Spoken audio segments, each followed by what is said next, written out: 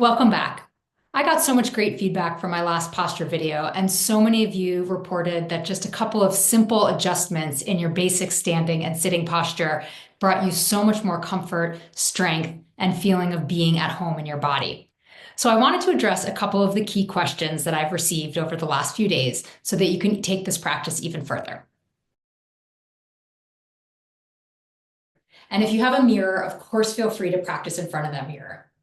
For now, I'll ask you just to turn to the side and just remind yourself what it feels like to not be in alignment. Do whatever you normally do. That might be hips forward, that might be slouching on one hip or the other, it might be really hyperextending, it might be really rounding. Just do whatever it is that you normally do for a minute and just feel the places that you feel tight or tense or uncomfortable.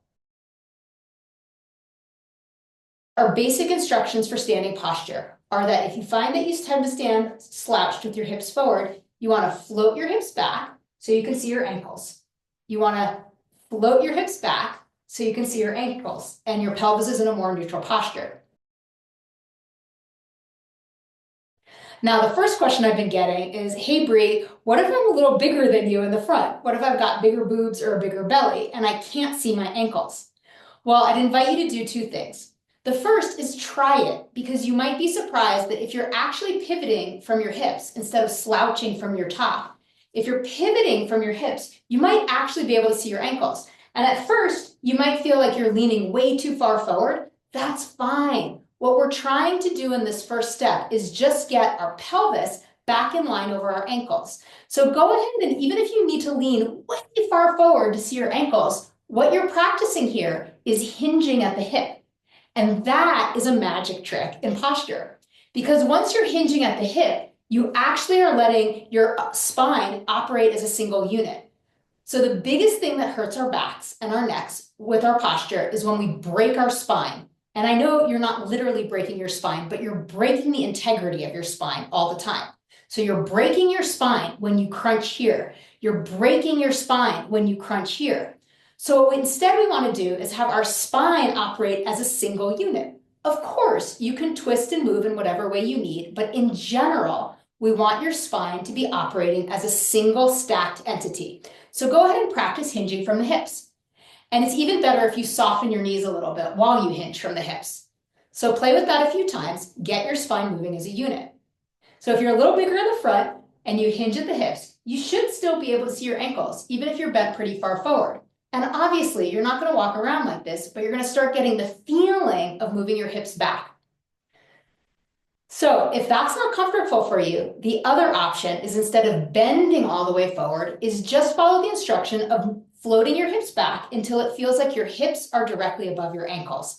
That's what we're going for. We're going for the pelvis stacked on top of the ankles. So we're getting a plumb line through the spine.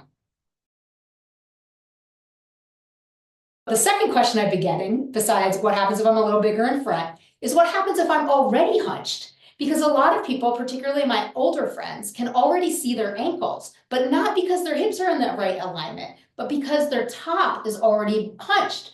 So if you're already operating from a hunched position, from a collapsed position, you're already going to be able to see your ankles. But does that look comfortable? Does that look like it's going to work for me long term? Does that look like it's going to help me in my old age? Absolutely not. So if you're already hunched, that's no problem. We're always going to start with where you are. But the instructions of getting your spine to operate as one unit still apply to you. So if you feel like your shoulders are already rounded with age, if you feel like you're already suffering from some osteoporosis or some scoliosis or something else that has your spine in a curved position, that's fine. We just want to do the best we can to get you vertical again. And so the second way we're going to get vertical, right? First is float the hips back, and the second is to roll the shoulders back. So once you've floated your hips back and rolled your shoulders back, your spine is quite stacked. And this is a major position of strength. Having a stacked spine already means that you're growing and elongating, you're connected to the earth, you're connected to the sky, you're in one plumb line. Float the hips back, roll the shoulders, and then if you can push down to lift up, you can energize your body a little bit. Third question is, wait a minute, what do I do with my pelvis? Because what I'm finding is a lot of folks, when they float their hips back, are then doing something weird with their pelvis. They're either tucking their pelvis again or they're lifting their pelvis way up. Either one is not going to be comfortable for your lower back. And one of the ways that I like to teach posture, but anything I teach, is inviting people to do a pendulum swing. Go out of alignment intentionally in both directions. So go too far one way and too far the other way. That will help you find center. So right now, go ahead, float your hips back, and then tuck your tail until it's really uncomfortable. For me, it starts being uncomfortable here and uncomfortable here. And then hyperextend until it's uncomfortable. And I get uncomfortable in the same places, just in a different way. And then see if by tucking too hard and lifting too hard that you can find what is a neutral position. So your belly's relaxed, your butt is kind of round because that's how butts should be. We're not looking for a tight, flat butt. We're looking for a butt that actually has some volume and some presence. That's fine. And we're also looking for some relaxation through the body. So we want to relax, but not collapse. So once again, I invite you to play with these basic posture cues. The stronger and more relaxed you are in your posture, the stronger and more relaxed you'll be in your life.